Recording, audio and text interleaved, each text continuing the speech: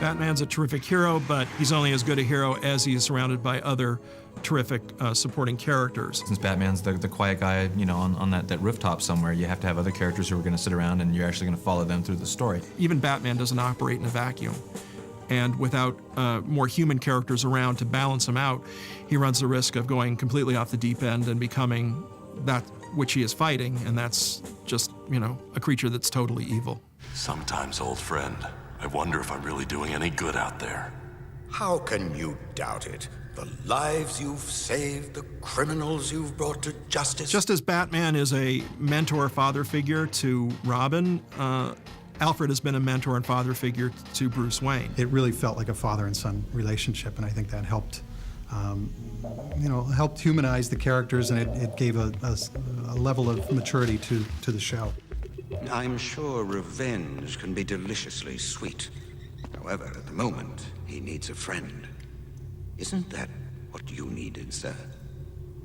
Alfred recognized in Bruce this thirst for vengeance and knew that without a guiding hand, Bruce Wayne could become as evil as the creatures he was fighting. Alfred was that voice of reason that tried to coax him along and tried to help him to move beyond his tragedy. Looks like trouble at Tarnower Financial, Alfred. I won't be home early after all.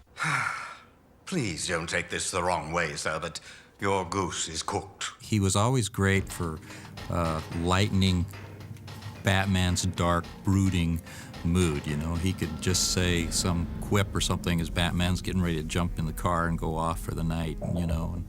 And it was just refreshing to have that dry wit. Ephraim brings that kind of grandfatherly warmth to the character. I mean, he was, you know, stiff upper lip and British and all that, but deep down inside you could tell he was just, you know, full of heart. And, you know, again, that's all praise to Ephraim for that. Might I suggest, Master Bruce, that you take a break? If you keep pushing yourself like this, you soon won't know your right hand from your left. Alfred, you're brilliant. So I've heard. I mean, this is the guy who is the only one who can talk straight to Batman, but he does it sort of on the slant. He's an observer, and he sees things and brings up things that Bruce might be thinking about or should be thinking about. And he's really important. Got a new toy, I see. I figure it might come in handy. It might get you in trouble with the mayor. Let me worry about the mayor. I've always thought of Jim Gordon as a man who is a decent cop at heart and a very compassionate person, yet who finds himself trying to preserve order in probably the worst city on the face of the earth.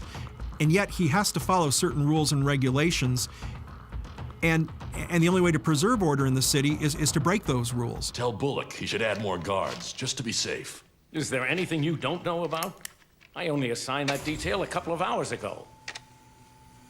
One of these days, I'm gonna nail his feet to the ground. Commissioner Gordon was kind of like the Frank Miller Batman, Return of the Dark Knight, like really gave the guy like major competence. Like the guy was like a really competent cop.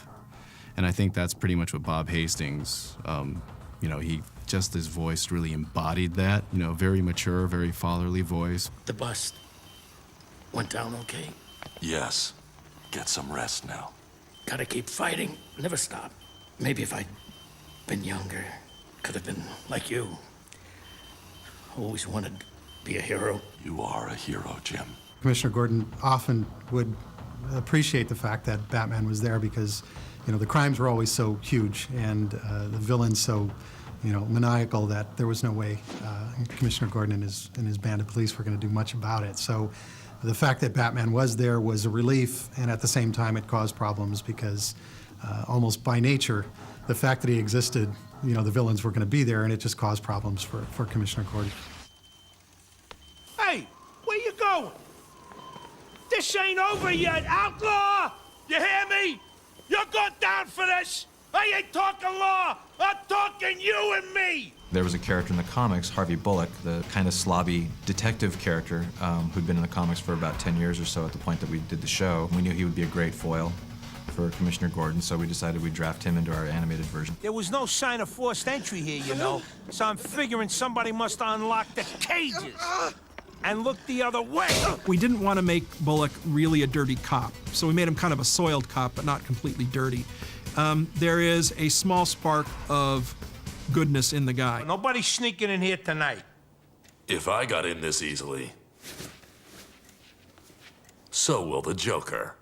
Hey, this is police business. Haul your bat butt out of here. He really does believe that preserving the law is a cop's job, which leads him into conflict with Batman on numerous occasions. Like, what do we need the weirdo in the cape for when, you know, guys like me are out busting their butt to keep the streets clean?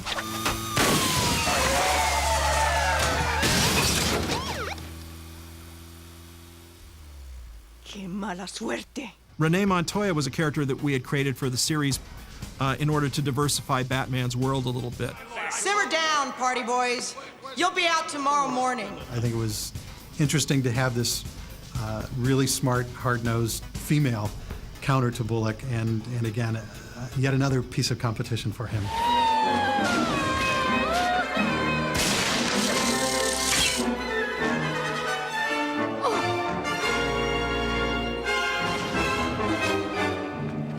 I thought I told you to take the day off. Leslie Tompkins is sort of the angel of mercy in Bruce Wayne's world. She was a friend of Bruce's parents, and she was there for Bruce the night that his parents were murdered.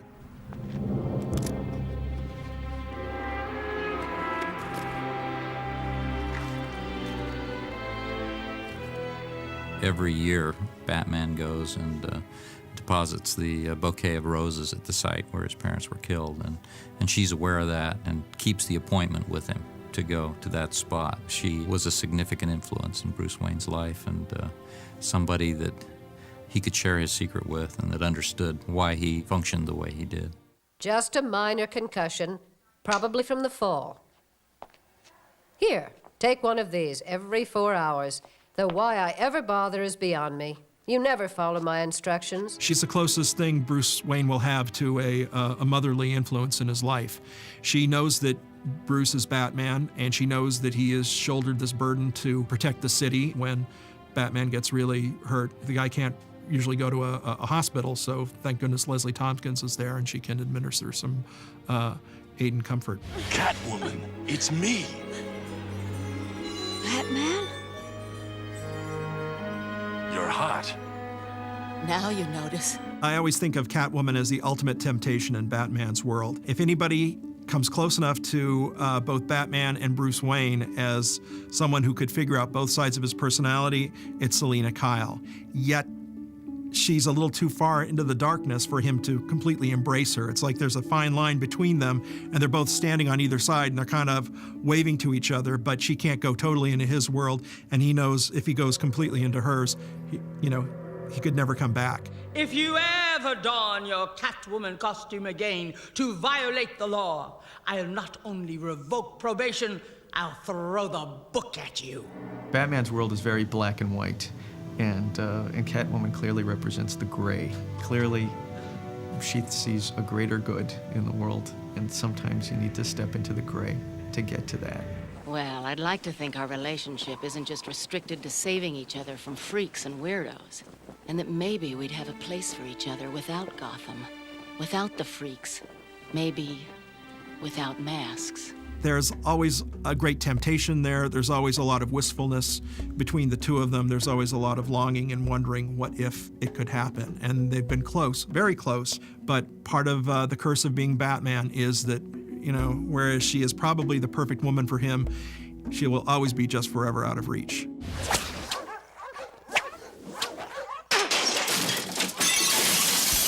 The cool thing about the environment, the universe that was created, was that we were allowed to explore different manifestations and different characters. You got to have this supporting cast, around Batman, and it creates this interesting, colorful world and creates the world of contrast. We didn't have to just have a cast of hundreds of nameless, useless characters that did nothing more than voice the dialogue. These characters added value to the history of Batman as we were trying to make it.